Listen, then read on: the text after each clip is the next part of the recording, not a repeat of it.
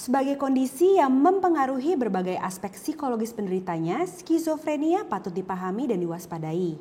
Apalagi berdasarkan data dari WHO, ada lebih dari 20 juta orang di seluruh dunia menderita skizofrenia. Jadi sebenarnya apa sih skizofrenia? Apa aja gejala atau ciri-cirinya?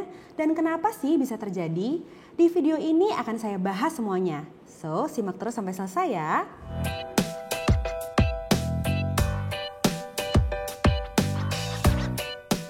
Halo, saya Dr. Nata dari Halo Dokter. Skizofrenia adalah salah satu gangguan mental kronis yang bisa memengaruhi pola pikir, persepsi, tingkah laku, emosi, dan kemampuan berkomunikasi penderitanya. Berdasarkan data dari Kementerian Kesehatan Republik Indonesia tahun 2019 nih, diperkirakan ada 450.000 orang dengan gangguan jiwa berat atau ODGJ di Indonesia yang diantaranya termasuk penderita skizofrenia. Sayangnya masih banyak orang belum mengenali apa itu skizofrenia dan bagaimana cara menghadapinya. Orang dengan skizofrenia kerap mengalami diskriminasi, bahkan gak jarang mengalami perlakuan yang sama sekali gak layak, padahal mereka sangat membutuhkan bantuan. Stigma negatif yang diberikan oleh lingkungan sekitar dan masyarakat juga sama sekali gak membantu orang dengan skizofrenia untuk bisa mendapatkan penanganan yang dibutuhkan. Padahal dengan penanganan yang tepat, skizofrenia bisa dikendalikan sehingga penderitanya bisa kembali aktif, produktif, dan berdaya. Mengenali apa itu skizofrenia, bagaimana gejalanya, dan apa saja penyebabnya dapat membuat kita lebih waspada akan kondisi ini dan mampu menghargai orang dengan skizofrenia sebagai sesama manusia. Lebih lengkapnya akan saya coba jelaskan dalam video ini. Oh iya, kalau kamu mau ngobrolin soal skizofrenia atau masalah kesehatan mental lainnya ke psikolog atau dokter, biar bisa tanya jawab langsung gitu, juga bisa kok. Kamu bisa memanfaatkan layanan telemedicine chat bersama dokter di aplikasi Halo Dokter. Selain praktis, di aplikasi Halo Dokter, pilihan dokternya juga banyak. Mulai dari dokter umum, psikolog, dokter spesialis kejiwaan, dokter penyakit dalam, hingga dokter gizi, dan dokter spesialis lainnya pun ada. Jadi nggak cuma bisa ngobrolin soal masalah kesehatan mental aja, kamu juga bisa berkonsultasi mengenai masalah kesehatan lainnya. Respon dokternya juga cepat banget, nggak sampai 5 menit pertanyaanmu udah dijawab. Terus kalau kamu mau ngomongin sesuatu yang personal banget sama dokternya, kamu juga nggak perlu khawatir karena di aplikasi Halo Dokter yang bisa baca chatmu ya cuma kamu dan dokternya aja. Kalau dirasa perlu, dokter di aplikasi Halo Dokter juga bisa meresepkan obat yang bisa kamu tebus melalui fitur Halo Shop. Nanti obatnya tinggal dikirim ke rumah kamu deh. Enak banget kan? Jadi tunggu apa lagi? Yuk buruan download aplikasi Halo Dokter di Google Play maupun App Store sekarang juga. Oke, sekarang kita balik ke pembahasan ya. Umumnya, gejala-gejala skizofrenia mulai muncul di usia dewasa muda. Pada pria, gejalanya bisa muncul di awal usia 20 tahun. Sementara pada wanita, biasanya gejala akan mulai terlihat pada usia 20 tahunan atau awal 30 tahunan.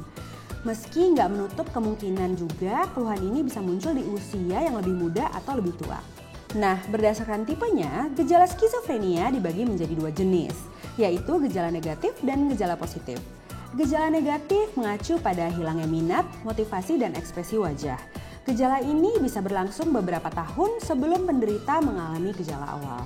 Beberapa contoh gejala negatif yang bisa dialami oleh penderita skizofrenia antara lain respons emosional yang ganjil, misalnya kayak ekspresi wajah dan nada bicara yang gak sesuai dengan situasi yang ada, kemudian sulit merasa senang atau puas, kurangnya motivasi untuk melakukan berbagai aktivitas sehari-hari, cenderung ingin mengasingkan diri dari orang lain, berubahnya pola tidur, dan gak peduli lagi dengan penampilan juga kebersihan diri.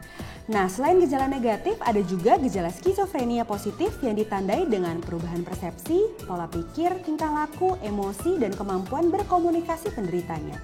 Nah, ini beberapa tanda gejala positif skizofrenia. Tanda pertama adalah halusinasi. Jadi, halusinasi ini merupakan perasaan saat seseorang mengalami sesuatu yang sebenarnya nggak nyata. Misalnya nih, kayak mendengar bisikan-bisikan tertentu atau melihat sesuatu yang sebenarnya nggak ada gitu. Biasanya sih, pada penderita skizofrenia, halusinasi pendengaran merupakan bentuk halusinasi yang paling sering terjadi. Tanda kedua dalam gejala skizofrenia positif adalah delusi. Nah, delusi atau waham adalah keyakinan seseorang akan sesuatu yang bertolak belakang dengan kenyataan yang ada. Misalnya kayak merasa sering diawasi, diikuti, atau bahkan disakiti. Padahal hal-hal tersebut nggak benar-benar terjadi dalam kehidupan si penderitanya. Kemudian tanda ketiga yang termasuk ke dalam gejala positif skizofrenia adalah kekacauan dalam berpikir. Jadi penyakit skizofrenia ini bisa menyebabkan penderitanya mengalami kesulitan dalam berkonsentrasi dan fokus. Bahkan pada saat melakukan aktivitas yang sederhana aja kayak baca buku atau nonton TV. Hal ini kemudian bisa menyebabkan penderita skizofrenia sulit untuk mengingat bahkan berkomunikasi dengan orang lain. Tanda gejala positif skizofrenia yang terakhir adalah kekacauan dalam berperilaku. Kekacauan ini biasanya ditandai dengan perilaku motorik yang nggak teratur dan gerak tubuh yang nggak normal atau susah untuk diprediksi.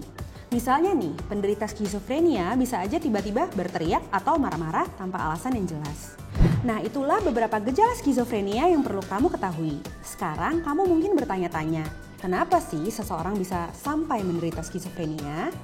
Jadi sebenarnya hingga saat ini belum diketahui secara pasti hal apa yang bisa menyebabkan seseorang menderita skizofrenia.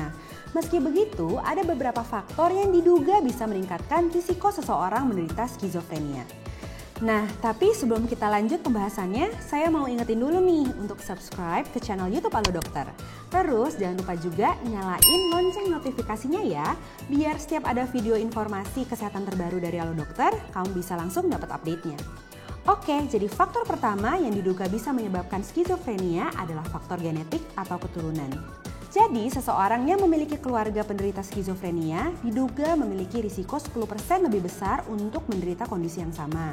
Kemudian, risiko akan menjadi 40% lebih besar apabila kedua orang tuanya sama-sama menderita skizofrenia. Dan pada orang-orang yang memiliki saudara kembar dengan skizofrenia, risikonya bahkan bisa meningkat hingga 50%. Sekarang kita masuk ke faktor risiko yang kedua ya, yaitu ketidakseimbangan kadar zat kimia di otak, tepatnya kadar dopamin dan serotonin. Jadi dopamin dan serotonin ini merupakan bagian dari neurotransmitter atau zat kimia yang berfungsi untuk mengirimkan sinyal antar sel ke otak. Nah, penelitian menyebutkan bila kadar dopamin dan serotonin dalam otak nggak seimbang, maka seseorang memiliki risiko yang lebih tinggi untuk mengalami skizofrenia. Selain itu, penelitian juga menunjukkan bahwa penderita skizofrenia memiliki perbedaan pada struktur dan fungsi otaknya. Misalnya, koneksi antar sel otak yang lebih sedikit, kemudian ukuran lobus temporalis yang lebih kecil, yakni bagian otak yang terkait dengan ingatan, dan ukuran ventrikel otak yang lebih besar, yakni bagian di dalam otak yang berisi cairan. Lanjut ke faktor ketiga ya, yaitu komplikasi kehamilan. Jadi ada beberapa kondisi pada masa kehamilan yang juga diduga berisiko menyebabkan peningkatan risiko skizofrenia pada janin. Misalnya kekurangan nutrisi, terpapar racun atau virus, diabetes pada ibu hamil, dan perdarahan pada masa kehamilan. Kemudian komplikasi saat persalinan juga diduga dapat meningkatkan risiko skizofrenia pada anak. Misalnya jika bayi kekurangan oksigen saat dilahirkan, bayi yang lahir dengan berat badan rendah, atau bayi yang lahir prematur. Masuk ke faktor risiko terakhir yaitu faktor lingkungan. Pada beberapa penderita, faktor lingkungan juga bisa memengaruhi perkembangan atau memperparah gejala skizofrenia. Beberapa contohnya misalnya karena mengalami stres berat, pernah mengalami peristiwa traumatis, dan menggunakan obat-obatan terlarang secara berulang dalam jangka panjang atau tidak kunjung terkendali. Nah, seperti yang sudah saya sebutkan sebelumnya, penderita skizofrenia tuh seringkali tidak menyadari kondisinya. Jadi kalau kamu melihat atau menduga orang terdekatmu mengalami berbagai gejala skizofrenia, seperti yang sudah kita bahas sebelumnya, sebaiknya segera bawa dia untuk berkonsultasi dengan psikolog atau psikiater ya. Meski hingga kini belum ada obat yang bisa mengentaskan skizofrenia sepenuhnya, namun pengobatan yang ada saat ini sudah bisa membantu para penderita skizofrenia untuk mengendalikan dan meredakan gejala yang dialaminya, sehingga bisa beraktivitas seperti biasa termasuk untuk sekolah dan bekerja. Untuk menangani halusinasi dan delusi, dokter akan meresepkan obat antipsikotik. Obat ini dapat mengurangi gejala seperti halusinasi, delusi, sulit berkonsentrasi, serta rasa cemas dan bersalah. Dengan begitu, kualitas hidup dan kemampuan pasien dalam berinteraksi dengan orang lain dapat membaik. Perlu diketahui, obat antipsikotik harus tetap dikonsumsi seumur hidup meski gejala sudah membaik. Selain itu, agar orang dengan skizofrenia bisa mengendalikan gejala yang dialaminya, psikiater mungkin akan menyarankan psikoterapi yang dikombinasikan dengan obat-obatan tadi. Beberapa metode psikoterapi yang mungkin dianjurkan adalah terapi individual, yakni terapi yang bertujuan untuk mengajarkan keluarga dan teman pasien cara berinteraksi dengan pasien. Salah satunya adalah dengan memahami pola pikir dan perilaku pasien. Kemudian, terapi perilaku kognitif yang dilakukan untuk mengubah perilaku dan pola pikir pasien, membantu pasien memahami pemicu halusinasi dan delusi, dan mengajarkan pasien cara mengatasinya. Berikutnya, ada terapi remediasi kognitif yang bertujuan untuk mengajarkan pasien cara memahami lingkungan. Terapi ini juga meningkatkan kemampuan pasien dalam memperhatikan atau mengingat sesuatu dan mengendalikan pola pikirnya. Kesimpulannya, mendeteksi dan mengobati skizofrenia sejak dini sangatlah bermanfaat agar perburukan dan kekambuhan penyakit ini dapat dicegah. Dengan begitu, kualitas hidup penderita pun akan membaik. Oleh karena itu, dukungan dan motivasi dari keluarga, kerabat, dan masyarakat sangat bermakna bagi penderita skizofrenia.